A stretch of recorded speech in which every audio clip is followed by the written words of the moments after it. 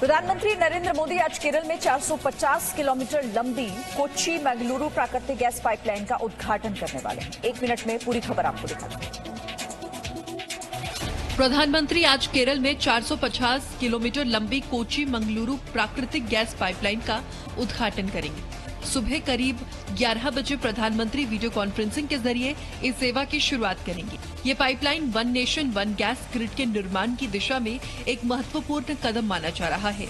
ये पाइपलाइन गेल लिमिटेड कोच्चि से शुरू होकर एर्नाकुलम, त्रिशूर, पलक्कड़, मलप्पुरम, कोझिकोड, कासरगोड से होते हुए कर्नाटक के दक्षिण कन्नड़ जैसे मंगलुरु में खत्म। इस पाइपलाइन की प्रतिदिन परिवहन क्षमता 1.20 लाख मीट्रिक मानक घन मीटर है। इस प्रोजेक्ट की कुल लागत लगभग 3000 करोड़ रुपए थी। इस उद्घाटन समारोह में प्रधानमंत्री नरेंद्र मोदी के साथ कर्नाटक के राज्यपाल वजुभाई वाला, केरल के राज्यपाल आरिफ मोहम्मद खान, कर्नाटक के मुख्यमंत्री BS येदियुरप्पा, केरल के मुख्यमंत्री पिनाराई विजयन और पेट्रोलियम और प्राकृतिक गैस और इस्पात मंत्री धर्मेंद्र प्रधान भी उपस्थित रहेंगे।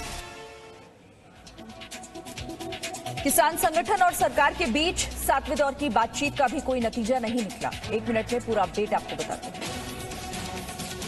तीनों कृषि कानूनों पर सरकार और किसानों के बीच सोमवार को विज्ञान भवन में 7वें दौर की बातचीत हुई, जिसका कोई नतीजा नहीं निकला। किसान तीनों कृषि कानूनों को वापस लेने पर अड़े रहे, जबकि तीनों केंद्रीय मंत्री समझाते रहे कि संशोधन किए जाने के रास्ते खुले हुए। चर्चा में स्वाभाविक रूप से माहौल अच्छा था, लेकिन एक्ट रिपील पर अड़े रहने के कारण कोई रास्ता बन नहीं पाया। बैठक के बाद किसानों ने कहा कि उनकी मांग तीनों कानूनों में संशोधन से नहीं बल्कि उन्हें रद्द करने से ही पूरी होगी। किसान संगठन जो है अब रिपील के अलावा कोई बात नहीं करना चाहते हैं, जिसको खुद मिनिस्टर को बोलना चल पड़ा कि आप रिपील के अलावा कुछ नहीं मानोगे। हमने बोला नहीं मानेंगे, तो ठीक है फिर आगे डेट रख लो। 7 और 8 से हमने 8 तारीख को 2 बजे टाइम दे दिया। बैठक से पहले आंदोलन के दौरान ठंड और बीमारी से जान गंवाने वाले किसानों को संगठन और केंद्रीय मंत्रियों द्वारा श्रद्धांजलि दी गई। ममता सरकार बंगाल चुनावों से पहले एक के बाद एक कई ऐलान करती जा रही है। 1 मिनट में पूरी खबर देखिए। पश्चिम बंगाल की मुख्यमंत्री ममता बनर्जी ने नए किसान बिलों को लागू न करने का फैसला किया है। सीएम ममता बनर्जी ने कहा कि केंद्र सरकार किसानों की बात मानकर जल्द से जल्द इन तीनों कानूनों को रद्द करे। I am totally in favour of farmers. हम तो पूरी फार्मर का साथ में है। फार्मर ने जो बात उठाया उसका साथ हम पूरा सहमत हूँ। मैंने भी चाहूंगी कि गवर्नमेंट जल्दी से जल्दी ये 3 बिल विड्रॉ करे, देश का हित के लिए, फार्मर्स के हित के लिए। हालांकि इस बीच ममता बनर्जी ने प्रधानमंत्री किसान सम्मान निधि योजना लागू करने की अनुमति दे दी, जिससे किसानों के खाते में सीधे पैसा जाएगा। पश्चिम बंगाल सरकार के इस फैसले से राज्य के 71 लाख से ज्यादा किसानों को हर साल 6000 रुपए मिलेंगे। साथ ही इस वार्ता में ममता बनर्जी ने यह ऐलान किया है कि 23 जनवरी को नेताजी सुभाष चंद्र बोस के जन्म दिवस को राज्य में देश न्यायिक दिवस के तौर पर मनाया जाएगा और उन्होंने केंद्र सरकार को चिट्ठी लिखकर 23 जनवरी को राष्ट्रीय अवकाश घोषित करने की मांग की है। ईडी ने शिवसेना नेता संजय राउत की पत्नी को नया समन जारी करने का फैसला किया है।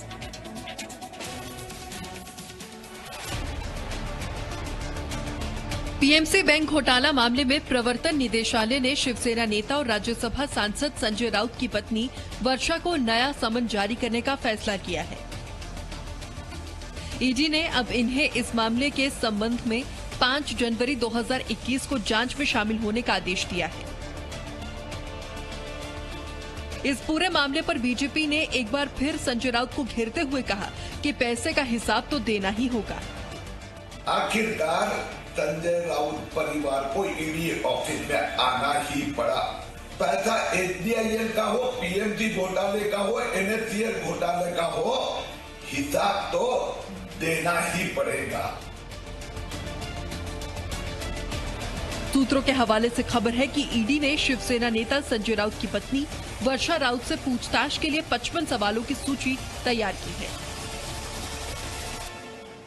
ओडिशा की राजधानी भुवनेश्वर में सोमवार को बीजेपी कार्यकर्ताओं ने राज्य सरकार के खिलाफ प्रदर्शन किया।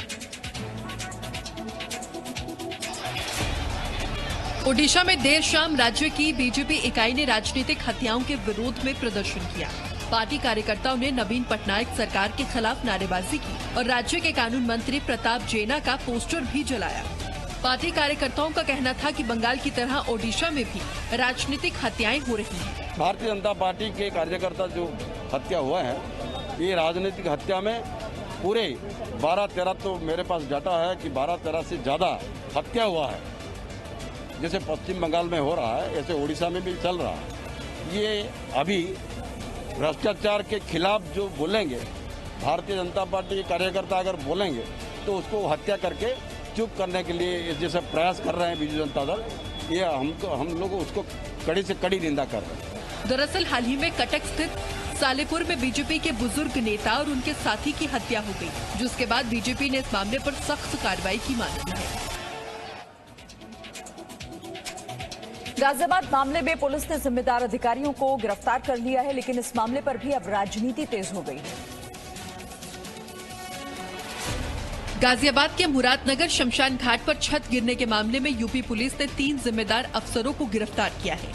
इनमें नगरपालिका की EO Niharika Singh, junior engineer Chandrapal और सुपरवाइजर आशीष शामिल हैं, जबकि ठेकेदार अजय त्यागी अभी भी फरार है।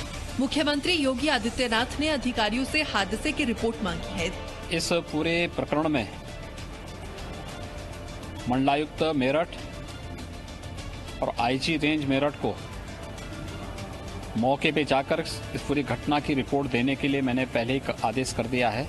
इस पूरी घटना की रिपोर्ट वे तत्काल प्रदेश शासन को उपलब्ध करवा दें। अखिलेश यादव ने हादसे के लिए बीजेपी को जिम्मेदार ठहराते हुए पीड़ित परिवारों को 50 लाख की मदद की मांग भी की है। कोई जिम्मेदार है उनकी मौत का, वो तो भारतीय जनता पार्टी की सरकार खुद जिम्मेदार है। क्या मदद करने 2 लाख की? आपको 50-50 लाख रुपए देना चाहिए। अब देश भर में कोरोना का अपडेट क्या है, 1 मिनट में देखिए।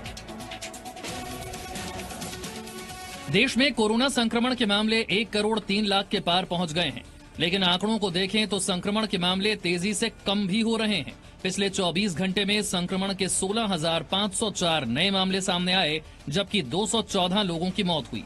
अच्छी बात यह रही कि इस दौरान 19,557 लोग ठीक भी हुए। देश में कोरोना वायरस से अब तक 1 करोड़ 3,40,469 लोग संक्रमित हुए हैं, जिनमें से 99,46,867 लोग ठीक हो चुके हैं। देश में इस वक्त 2,43,953 कोरोना संक्रमितों का इलाज चल रहा है।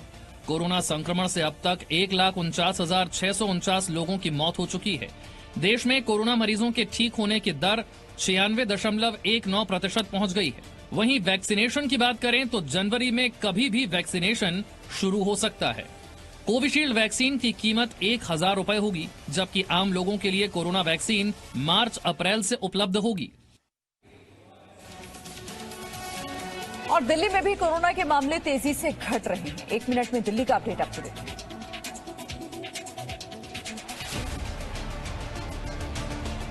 दिल्ली में कोरोना से ठीक होने वालों की संख्या में लगातार तेजी आ रही है।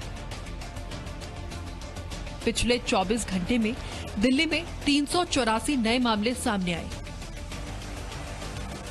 जबकि इस दौरान 12 मरीजों की कोरोना से मौत हो गई। वहीं पिछले 24 घंटे में 727 मरीज इलाज के बाद ठीक हो गए। दिल्ली में कोरोना के कुल 6,27,256 मामले सामने आ चुके हैं। इनमें से 6,11,970 लोग इलाज के बाद ठीक हो चुके हैं, जबकि एक्टिव मरीजों की संख्या 4,689 हो गई है। दिल्ली में कोरोना से कुल 10,597 लोगों की मौत हो चुकी है। और मध्य प्रदेश के उज्जैन में एक रेल इंजन की बर्थडे पार्टी की तस्वीरें आपको दिखाते हैं। 1 मिनट में देखिए। आपने जन्मदिन की कई पार्टियां अपने जीवन में देखी होंगी, कभी इंसानों की तो कभी जानवरों की, लेकिन क्या कभी किसी रेलवे इंजन के जन्मदिन को मनाते हुए देखा है? अगर नहीं तो देख लीजिए। तो देखिए उज्जैन रेलवे स्टेशन का नजारा, जहां उज्जैन आगरा के बीच 70 के दशक के पूर्व नैरोगेज ट्रेन का संचालन किया जाता था। 87 साल पूर्व भाप का इंजन उज्जैन और आगरा के बीच चला करता था। नैरोगेज ट्रेन बंद होने के बाद से ही ये इंजन 14 वर्षों से पूर्व रेलवे के डिपो में बेकार खड़ा था, मगर 2006 में इसे स्टेशन परिसर के बाहर खड़ा कर दिया गया। तब से ही रेलवे स्टाफ पे कूली इंजन का जन्म दिवस मना रही है। इसका जन्मदिन मनाया, इससे ये कहानी है कि एक ही मतलब यहाँ से माता आगरा तक जाया करता था और कोई सुविधा थी नहीं, एक ही सुविधा थी इसके अंदर। तो इसके अंदर कई मरीज भी बेचारे बैठ के आते थे, कई हॉस्पिटल जाने वाले भी आते थे, कई अपने कोर्ट जाने वाले भी आते थे, कई मजबूर आदमी परेशान आदमी। इसमें 4 चक्के की गाड़ी थी। राजस्थान के बीकानेर में एक बैंक को लूटने का सीसीटीवी फुटेज सामने आया। राजस्थान के बीकानेर में एक बैंक से कुछ बंदूकधारियों ने लाखों रुपए लूट लिए। इस घटना का पूरा वीडियो बैंक में लगे सीसीटीवी में रिकॉर्ड हो गया। लुटेरों के द्वारा फायरिंग भी की गई है, जिसमें जो बैंक मैनेजर है उनके चोट आई है, जख्मी हुए हैं। अभी उनका उपचार चल रहा है और जो हमारे पास अभी प्रारंभिक जो जानकारी आई है जो बैंक कर्मियों के आधार पे, उसके आधार पे हमने टीमें लगाई हैं। आसपास के लोगों ने बताया कि बैंक के अंदर से गोली चलने की आवाजें भी सुनाई दी हैं।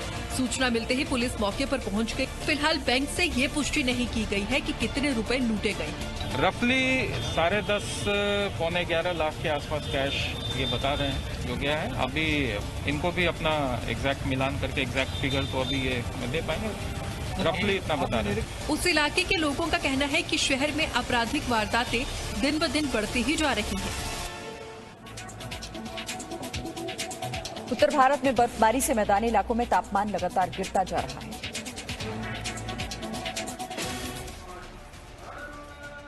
उत्तर भारत के पहाड़ी इलाकों में बर्फबारी जारी है और इस बर्फ की वजह से ही मैदानी इलाकों पर शीतलहर भारी है। जम्मू कश्मीर की जवाहर सुरंग के आसपास के इलाके में भारी बर्फबारी की वजह से राष्ट्रीय राजमार्ग 44 को बंद कर दिया गया है। इससे कश्मीर की ओर जाने वाली गाड़ियां रास्ते में ही रुक गई हैं। घाटी में हर तरफ बर्फ ही बर्फ है और तापमान 0 से कई डिग्री नीचे पहुंच गया है। कुलगाम में लगातार बर्फबारी की वजह से रास्ते बंद हैं और लोग घरों में कैद होकर रह गए हैं। हालांकि सैलानियों को ये मौसम बेहद पसंद आ रहा है। वादियों की ये तस्वीर देखकर लग रहा है मानो बर्फ की चादर बिछी है। ये विंटर स्पोर्ट्स के लिए पूरी तरह तैयार हो चुकी है। बर्फबारी ने भले ही घाटी में पर्यटन को बढ़ावा दिया है, यहाँ की फसल पेड़ पौधों के लिए भी ये कुदरत का तोहफा है, लेकिन इस बर्फबारी के कारण स्थानीय लोगों को भी काफी मुश्किलों का सामना करना पड़ रहा है। कश्मीर में बर्फबारी ने लोगों को घरों में ही कैद रहने पर मजबूर कर दिया है।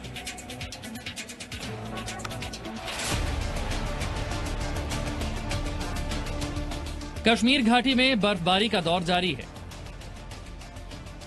जिसके बाद धरती की इस जन्नत की खूबसूरती और भी ज्यादा बढ़ गई है। श्रीनगर, गुलमर्ग, सोनमर्ग जैसे पहाड़ी इलाकों में इस वक्त सिर्फ एक ही रंग है, वो है बर्फ का सफेद रंग। इन तस्वीरों को देखकर शायद आपको भी ठंड का एहसास होने लगे, लेकिन साथ ही मन में कश्मीर घाटी पहुंच जाने का ख्याल भी आ जाए।